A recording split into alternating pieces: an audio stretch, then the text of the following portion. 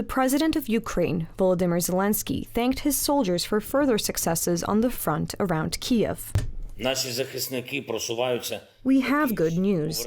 Our defenders are moving forward in the Kiev region, regaining control of Ukrainian territory. Irpin was liberated. I am grateful to everyone involved in the fight. The occupiers are driven out of Irpin. They have moved away from Kiev. However, it is too early to talk about a safe situation in this part of our region. The fighting continues. The capital of this country is one of the main targets of the Russian invasion. At the beginning of the campaign, the Russians tried to surround the city, but in the end, they only managed to direct the attack from two directions. After several days, the defenders launched effective counterattacks. After Irpin, the next cities are to be Bucha, Hostomel, and Vorzel. The Ukrainians are well fortified in the area of the MO6 motorway, based on the villages of Wysne, Kapitanivka, and Mitrivka. The mayor of Irpin appealed to the residents not to come back yet because there may be still Russian sabotage groups there. There may still be some remnants of the Russians there. Such a cleanup operation is underway now. Maybe in a few days they will be able to return to their homes, or what's left of them. Zelensky said that further delay in introducing tough and full sanctions could lead to the use of chemical weapons by Russia.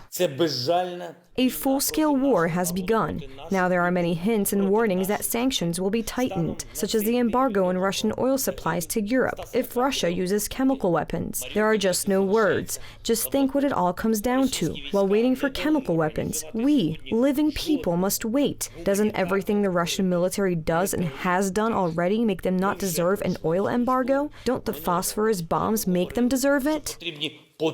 Until recently, Russia threatened the West with nuclear weapons in response to sanctions. Now, they soften their message a bit. Any outcome of the operation, of course, is not a reason for usage of a nuclear weapon. We have a security concept that very clear sense of our country. Let's keep all this, let's keep these two things separate. I mean, existence of the state and special military operation in Ukraine. They have nothing to do with each other. In eastern Ukraine, fighting is taking place in the Donetsk, Luhansk, and Kharkiv regions, as well as in the region's capital, Kharkiv, on its northern and eastern outskirts. In Donbass, the Ukrainians were to repel 7 enemy attacks during the last 24 hours. Ukrainian forces also remain in the vicinity of Mariupol. In their opinion, even 3 tactical battalion groups are missing to break the Russian ring around the city. According to the Ukrainian General Staff, Russian losses amount to over 17,000 killed soldiers, almost 600 tanks, 127 aircraft, and over 1,700 armored vehicles. The clay colossus, it crumbled. Today they are wondering how to put it all together and how to show the world that we are still a power and we can still have an advantage. And here, unfortunately, it is too late for Russia.